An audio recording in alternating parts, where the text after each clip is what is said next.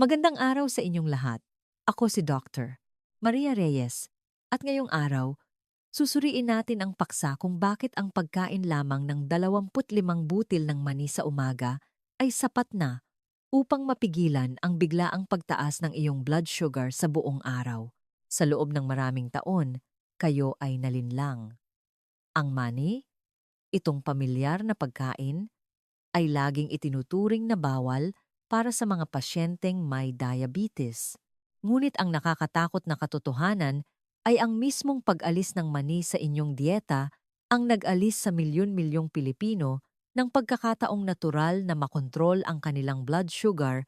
Ngunit ngayon, ihahayag ko ang katotohanan na ang tamang paraan ng pagkain ng mani ay maaaring magpababa ng inyong hemoglobin A1C ng 0.5 hanggang 1%, magsunog ng 5 kilograms ng taba sa katawan, patatagin ang presyon ng dugo, at higit sa lahat, palayain kayo mula sa nakakatakot na pangamba tuwing titingnan ang inyong blood sugar monitor. Sa video ngayon sa channel ng Kalusugan Lahat, hindi ko lang ipapaliwanag kung bakit ang mani ay isang superfood para sa mga diabetic, kundi ibubunyag ko rin ang 6 na lihim na kombinasyon ng mani na hindi kailanman sasabihin ng mga doktor na magpapalakas ng epekto sa pagkontrol ng blood sugar ng doble o kahit triple pa. At ang mas delikado, babalaan ko rin kayo tungkol sa 6 na nakamamatay na kombinasyon sa mani na maaaring unti-unting sumisira sa inyong kalusugan araw-araw nang hindi ninyo namamalayan. Sa huli, ituturo ko sa inyo kung paano mapapanatili ang ganap na katatagan ng inyong blood sugar sa loob ng 24 na oras sa pamamagitan ng isang detalyadong meal plan, kasama ang eksaktong gramo ng bawat pagkain na maaari ninyong simulang gawin kinaumagahan.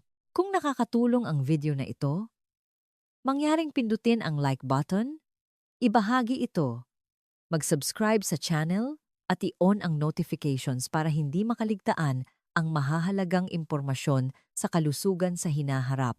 Kung nagulat kayo na ang mani ay nakakatulong sa pagkontrol ng blood sugar, mag-iwan ng numerong 7 sa komento. Kung mahilig kayo sa mani at nais malaman ang tamang paraan ng pagkain nito, mag-iwan ng numerong 1 sa komento. Bago ko ibunyag ang mga milagrosong kombinasyon at detalyadong meal plan, nais ko munang talakayin ang isang pagkakamali na madalas kong nakikita sa mga pasyenteng may diabetes dito sa Pilipinas. Ito ay ang tuluyang pag-alis ng mani sa kanilang dieta dahil sa sobrang pag-aalala. Natatakot sila na anumang pagkaing mayaman sa taba ay magpapataas ng kanilang blood sugar, ngunit ito ay isang mapanganib na maling akala. Pinatunayan na ng siyensya na kung alam mo lang ang tamang paraan ng paggamit, ang mani ay hindi lamang ligtas para sa mga diabetic, kundi lubhang kapakipakinabang. Hayaan ninyong ipaliwanag ko. Ang mani ay naglalaman ng 3 mahahalagang sustansya na kailangan ng ating katawan: carbohydrates, protina, at taba. Ngunit ang susi ay nasa ratio nito. Ang mani ay may napakababang carbohydrate content habang mayaman sa protina at malusog na taba, lalo na ang monounsaturated fatty acids. Ito ang gintong taba na masigasig na inirerekomenda ng mga nutrition experts sa buong mundo para sa mga diabetic. Maraming pag-aaral sa Amerika at Europa ang paulit-ulit na nagpatunay na ang ganitong uri ng taba ay hindi lamang nakakatulong sa pamamahala ng blood sugar, kundi pinoprotektahan din ang kalusugan ng puso, ang pinakamalaking alalahanin ng mga diabetic. Ngunit ang tunay na kamangha-manghang numero ay nasa glycemic index, GI. Alam nyo ba na ang GI ng mani ay 13 lamang? Kung ikukumpara, ang puting kanin na kinakain natin araw-araw ay may GI na 70 hanggang 80. Bukod pa rito, ang glycemic load, GL, ng mani ay 2 lamang, isa sa pinakamababa sa lahat ng pagkain. Nangangahulugan ito na ang pagkain ng mani ay halos hindi nagdudulot ng pagbabago sa blood sugar at nananatili itong matatag sa buong araw. Isang partikular na pag-aaral ang isinagawa sa mga babaeng obese na may mataas na panganib sa type 2 diabetes. Natuklasan sa pag-aaral na ang pagkain lamang ng mani sa umaga ay epektibong nakontrol ang kanilang blood sugar sa loob ng 24 na oras. Hindi lang sa umaga, kundi pati na rin sa tanghalian at hapunan na natiling kamangha-mangha ang katatagan ng kanilang blood sugar levels. Ang sikreto ay nasa magnesium na sagana sa mani. Sa 25 butil lamang ng mani, maibibigay na nito ang 12% ng iyong pang-araw-araw na pangangailangan sa magnesium na may mahalagang papel sa pagpapatatag ng blood sugar. Nais kong bigyang diin ang isang pag-aaral mula sa American Diabetes Association na nagpakita ng malinaw na epekto sa marami sa aking mga pasyente. Ayon sa pag-aaral, ang pagkain ng nuts, lalo na ang mani, ay nagreresulta sa kapansin-pansing pagbaba ng hemoglobin A1C levels. Ang A1C ang pinakamahalagang sukatan para sa pangmatagalang kontrol ng blood sugar. Ang mga diabetic na regular na kumakain ng mani ay may mas magandang average blood sugar at fasting blood sugar kumpara sa mga hindi. At hindi diyan nagtatapos. Kapag kumakain tayo ng mani, pinapataas ng ating katawan ang paglabas ng hormonang tinatawag na adiponectin. Ang hormonang ito ang nagbibigay senyales na gawing enerhiya ang glucose at natural na pababain ang blood sugar. Ito ang dahilan kung bakit marami sa aking mga pasyente ang nakakaramdam ng mas maraming enerhiya at nabawasan ang kanilang paghahangad sa matatamis na pagkain matapos idagdag ang mani sa kanilang pang-araw-araw na dieta. Marami pa rin ang hindi nakakaalam na ang peanut butter ay may katulad na benepisyo sa kalusugan tulad ng buong mani. At mas madali pa itong gamitin sa araw-araw. Kapag nakikita ang mataas na calorie count at makintab na garapon ng peanut butter, marami ang agad na nag-aalala at iniiwasan ito. Ngunit ito ang isa sa pinakamalaking maling akala na mayroon ang mga pasyenteng may diabetes. Ipinapakita ng siyentipikong katotohanan ang isang hindi inaasahang sagot. Una, kailangan ninyong maunawaan na hindi lahat ng taba ay masama. Ang peanut butter ay pangunahing binubuo ng unsaturated fats na siyang malusog na taba na kailangan ng ating katawan. Ito ay may mataas na oleic acid at linoleic acid na mahusay sa pag-alis ng masamang kolesterol sa ating mga ugat. Kapag nabawasan ang masamang kolesterol, bumababa rin ang panganib ng mga mapanganib na sakit sa puso tulad ng arteriosclerosis, stroke at kidney failure. Ito ay napakahalaga para sa mga diabetic na may mas mataas na panganib sa mga komplikasyon sa puso. Ngunit ang pinakakahanga-hanga para sa akin ay ang epekto ng peanut butter sa pamamahala ng timbang. Maaaring tila salungat na ang isang pagkaing mataas sa calories ay makakatulong sa pagkontrol ng timbang. Ngunit malinaw itong pinatutunayan ng mga internasyonal na pag-aaral. Sa isang pag-aaral, ang grupo na kumain ng peanut butter sa almusal ay naobserbahan sa loob ng 10 oras. Hindi lamang sila nanatiling busog ng mas matagal, kundi mas matatag din ang kanilang blood sugar levels. Ang pinakamalaking kalaban ng mga diabetic, ang pagnanais na magmeryenda at kumain ng matatamis ay epektibong napigilan. Ito ay dahil ang protina at malusog na taba sa peanut butter ay nagpapanatili ng pakiramdam ng pagkabusog at pinipigilan ang biglaang pagtaas ng blood sugar pagkatapos kumain. Gayunpaman, may isang napakahalagang babala na dapat kong bigyang diin. Hindi lahat ng peanut butter ay malusog. Kapag pumipili ng produkto sa mga malalaking supermarket, siguraduhing basahin ng mabuti ang listahan ng mga sangkap. Maraming peanut butter sa merkado ang naglalaman ng maraming asukal, asin, at hindi kinakailangang mga additives. May mga produkto pa na may sobrang dami ng omega-6 fatty acids na maaaring magdulot ng pamamaga sa katawan kung sobra ang pagkonsumo. Kaya't pinakamainam na pumili ng natural na peanut butter kung saan ang tanging sangkap ay mani, na walang idinagdag na asukal o vegetable oil.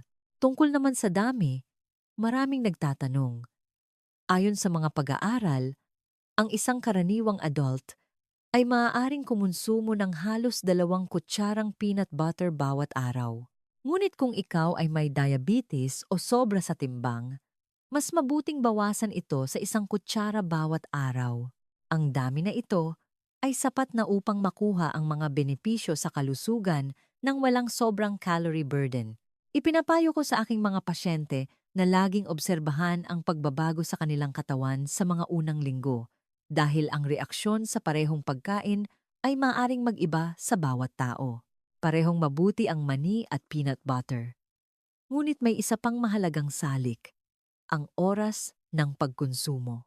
Kahit na kumain ka ng masustansyang pagkain, kung mali ang oras, ang epekto ay maaaring mabawasan sa kalahati. Kaya, ano ang pinakamagandang oras upang kumain ng mani at peanut butter? Isang kamakailang pag-aaral na inilathala ng mga internasyonal na nutrition expert ang nagbunyag ng isang kamangha-manghang katotohanan. Ang pagkain ng peanut butter sa umaga ay maaaring pigilan ang biglaang pagtaas ng blood sugar sa buong araw at ang positibong epekto nito ay tumatagal hanggang gabi.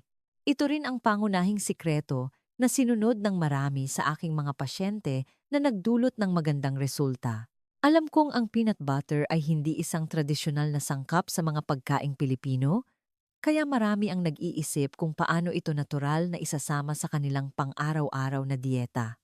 Ngunit ang mga paraan ay mas marami at mas masarap kaysa sa inaakala ninyo. Sa halip na kainin ito ng direkta, maaari kayong magdagdag ng isang kutsarang peanut butter sa isang sariwang vegetable salad sa umaga para sa isang masarap at masustansyang lasa. O gamitin ito bilang sausawan para sa mga gulay.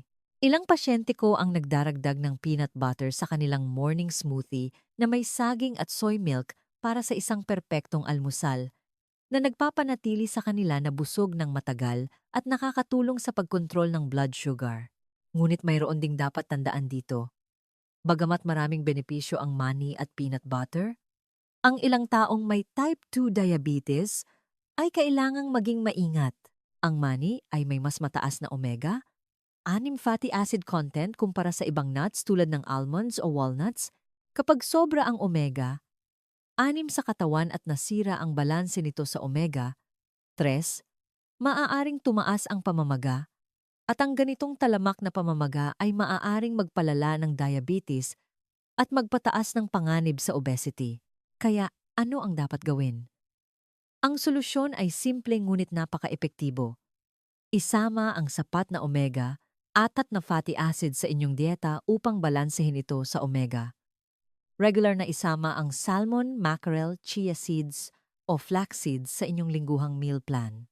Kapag balanse ang ratio ng omega 6 at omega 3, maaari ninyong matamasa ang mga benepisyo ng mani nang walang pag-aalala sa mga side effects. Isa pa, nais kong bigyang diin na dapat iwasan ang mga produktong mani na pinroseso na may asukal, asin o artipisyal na pampalasa. Ang mga produktong ito ay hindi lamang walang benepisyo sa kalusugan kundi maaaring seryosong magpalala ng inyong blood sugar. Kapag pumipili ng peanut butter, piliin ang produkto na may pinakamaikling listahan ng sangkap. Ang pinakamainam ay kung ang tanging sangkap ay mani, panghuli, tungkol sa allergies. Bagamat mas mababa ang bilang ng peanut allergies sa mga Pilipino kumpara sa mga kanluraning bansa, hindi ito nangangahulugang wala ito. Kung hindi kayo madalas kumain ng mani, magsimula sa maliit na halaga at obserbahan ang reaksyon ng inyong katawan. At tandaan, kahit gaano ninyo kagusto ang isang pagkain, ang lahat ng sobra ay masama. Ang mani ay isang pagkaing mataas sa calories, kaya ang sobrang pagkonsumo ay maaaring humantong sa pagtaas ng timbang at paglala ng pamamahala sa blood sugar. Ang pagsunod sa inirekomendang dami ang pinakaligtas at pinakaepektibong paraan. Ngayon, alam na ninyo kung gaano kabuti ang mani, ano ang mga benepisyo ng peanut butter, at kung kailan ito dapat kainin. Ngunit ang tunay na sikreto upang gawing pinakamalakas na sandata ang mani sa pagkontrol ng blood sugar ay kung paano ito isasama sa ibang pagkain. Kung tama ang kombinasyon, ang epekto ay maaaring doblehin o kahit triplehin pa. Ngayon, samahan ninyo ako habang isa-isa nating tatalakayin ang 6 na golden combinations kasama ang mani. Ang unang mahusay na kombinasyon na ipapakilala ko ay ang mani kasama ang madahong berdeng gulay tulad ng spinach o kangkong. Tinatawag ko itong fantastic duo para sa pagpapatatag ng blood sugar. Ang pagkain ng mani kasama ang madahong berdeng gulay ay nagbibigay ng saganang dietary fiber mula sa parehong pagkain. Ang fiber na ito ay nagsisilbing proteksiyon sa bituka, pinapabagal ang pagsipsip ng asukal, at pinipigilan ang biglaang pagtaas ng blood sugar pagkatapos kumain. Ngunit ang mas nakakagulat ay ang magnesium content. Parehong mayaman sa magnesium ang spinach at mani, kaya't sa isang kainan lang, makukuha mo na ang 30% hanggang 40% ng iyong pang-araw-araw na pangangailangan sa magnesium. Ang magnesium ay isang mahalagang mineral na tumutulong sa ating mga selula na gamitin ang insulin ng mas mahusay na may mahalagang papel sa pagkontrol ng blood sugar. Inirerekomenda kong kainin ang kombinasyong ito sa tanghalian o hapunan. Isang simpleng paraan na gusto ng mga pasyente ko ay igisa ang kangkong sa bawang at budburan ng 2 kutsarang sinangag na mani sa ibabaw. Ang pangalawang kamangha-manghang kombinasyon sa mani ay ang unsweetened Greek yogurt. Bagamat hindi pa gaanong pamilyar ang marami sa Greek yogurt, ito ay isang tunay na superfood para sa mga may diabetes. Ang Greek yogurt ay may doble sa protina kumpara sa regular na yogurt at naglalaman ng bilyon-bilyong probiotics na nagpapabuti sa kalusugan ng bituka. Ayon sa mga pag-aaral sa mga pangunahing unibersidad sa US, ang isang malusog na kapaligiran sa bituka ay direktang nauugnay sa mas mahusay na pagkontrol ng blood sugar. Ang pagdaragdag ng mani o peanut butter sa Greek yogurt ay lumilikha ng perpektong merienda na may protina, malusog na taba at probiotics. Madalas kong inirerekomenda sa aking mga pasyente ang isang tasa, 150,100 ml, ng unsweetened Greek yogurt na may isang kutsarang natural na peanut butter at isang kurot ng cinnamon powder para sa dagdag na lasa at pagpapabuti ng insulin sensitivity. Ang kombinasyong ito ay mahusay para sa almusal o bilang merienda bandang 3 hanggang 4 ng hapon kapag nagsisimula kang magutom. Ito ay nagpapanatili sa iyo na busog ng matagal at pinapanatiling matatag ang iyong blood sugar sa loob ng 4 hanggang 5 oras na epektibong pumipigil sa pagnanais na magmerienda sa hapon. Ngayon, pag-usapan natin ang ikatlong superstar combination. Tinatawag ko itong Golden Fat Duo, mani at abokado. Maaaring magtaka kayo kung paano magiging mabuti para sa mga diabetic ang dalawang pagkaing mataas sa taba at calories. Ngunit binago na ng modernong nutrisyon ang ating pananaw. Parehong naglalaman ng monounsaturated fatty acids ang mani at abokado na pinahahalagahan ng mga cardiologists sa buong mundo para sa kanilang anti-inflammatory effects. Ang talamak na pamamaga ay isa sa mga pangunahing sanhi ng paglala ng diabetes. Ang pagkain ng dalawang malusog na taba na ito ng sabay ay lumilikha ng isang malakas na anti-inflammatory meal. Gayunpaman, dahil parehong mataas sa calories ang dalawang pagkain, mahalaga na kontrolin ang dami. Ang ideal na ratio ay kalahati ng isang medium-size na abokado, mas 70 sengkong 80 gram na may 11,020. Butil ng mani na may kaunting katas ng kalamansi at asin, maaari itong durugin at gawing parang dip kasama ng mga sariwang gulay tulad ng cherry tomatoes, pipino at carrot sticks.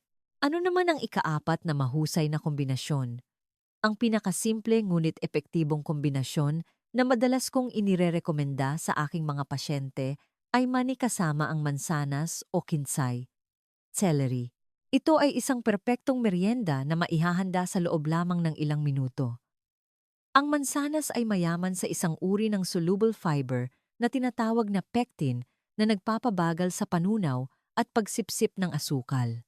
Ngunit dahil ang mansanas ay may natural na asukal, maaari itong magpataas ng blood sugar sa ilang tao kung kakainin mag-isa. Dito pumapasok ang mani. Ang protina at taba sa mani ay nagpapabagal sa pagsipsip ng asukal mula sa mansanas na ginagawang isang ideal na merienda ang prutas na maaaring magpataas ng blood sugar, inirerekomenda ko ang paghiwa ng isang medyo maasim na mansanas at isawsaw ito sa isang kutsarang natural na peanut butter. Ang ikalimang kombinasyon ng mani ay pinakaangkop para sa almusal, oatmeal at mani. Ang oatmeal ay isang mahusay na whole grain na may mababang glycemic index at mayaman sa beta-glucan. Isang uri ng fiber na nagpapabuti ng insulin sensitivity at nagpapababa ng masamang kolesterol. Kapag idinagdag mo ang peanut butter o sinangag na mani sa oatmeal, tumataas ang protina at taba nito na nagpapanatili sa iyo na busog ng mas matagal at pinapanatiling matatag ang iyong blood sugar hanggang tanghalian. Ang aking rekomendasyon ay pakuluan ng 45-6 gram ng rolled oats sa tubig o unsweetened soy milk at kapag malambot na, magdagdag ng isang kutsarang natural na peanut butter at haluin ng mabuti. Panghuli, nais kong ipakilala ang isang kombinasyon na sumasalamin sa kulturang Pilipino. Mani at atsara, pickled, papaya, o iba pang tradisyonal na fermented na gulay. Sa una, marami ang maaaring magtaka, ngunit kapag naunawaan na ang siyentipikong prinsipyo sa likod nito, masigasig nila itong isasagawa. Ang atsara ay isang kilalang fermented food na mayaman sa probiotics na mabuti para sa bituka. Ayon sa mga pag-aaral, ang isang malusog na gut microbiome ay malapit na nauugnay sa pagkontrol ng blood sugar at pagbaba ng insulin resistance. Ang pagdaragdag ng mani na mayaman sa protina at malusog na taba ay lumilikha ng isang kakaiba ngunit masustansyang side dish o merienda. Isang pasyente ko ang mahilig maghalo ng tinadtad na atsara sa sinangag na mani para sa isang mabilis na ulam. Ngunit tandaan, ang atsara ay maaaring mataas sa sodium, kaya't ang mga may alta presyon ay kailangan mag-ingat. Ngayon, natutunan na ninyo ang 6 na mahusay na kombinasyon na ginagawang superfood ang mani. Ngunit laging may 2 panig ang barya. Dapat ko kayong bigyan ng babala tungkol sa 6 na lubhang mapanganib na kombinasyon sa mani. Ang mga ito ay maaaring magdulot ng biglaang pagtaas ng blood sugar, mabilis na pagtaas ng timbang, at kahit na mga seryosong komplikasyon. Ang una at pinakakaraniwang pagkakamali ay ang pagkain ng mani kasama ng pulot honey o asukal. Ito ay isang tunay na calorie at sugar bomb. Ang pangalawang mapanganib na kombinasyon ay mani kasama ang puting tinapay o puting kanin. Ang mga ito ay refined carbohydrates na mabilis magpataas ng blood sugar. Mas mainam na pumili ng brown rice o whole wheat bread. Ang ikatlong maling kombinasyon ay mani kasama ang mga prutas na mataas sa asukal tulad ng ubas, mangga at pinya. Kung nais ninyong kumain ng prutas kasama ng mani, pumili ng mga prutas na mababa ang asukal tulad ng mansanas o berries. Ang ika-4 na lubhang mapanganib na kombinasyon ay mani kasama ng alak o beer. Ito ay isang karaniwang pulutan sa Pilipinas. Ngunit para sa mga diabetic, maaari itong magdulot ng seryosong kahihinatnan, kabilang ang mapanganib na hypoglycemia, biglaang pagbaba ng blood sugar sa gabi.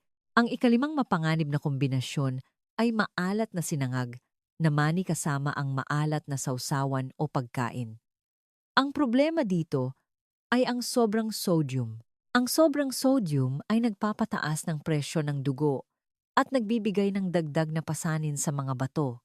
At ang huling patibong na dapat kong ibigay na babala ay ang kombinasyon ng komersyal na peanut butter at cookies o crackers. Karamihan sa mga komersyal na peanut butter ay may dagdag na asukal at hindi malusog na taba, at ang cookies ay puno ng refined flour at asukal. Ito ang pinakamapanganib sa lahat. Ngayon na nauunawaan na ninyo ang mabuti at masamang kombinasyon at lahat ng mahahalagang babala, ang pinakamalaking tanong ay nananatili. Paano dapat ang itsura ng isang buong araw na meal plan?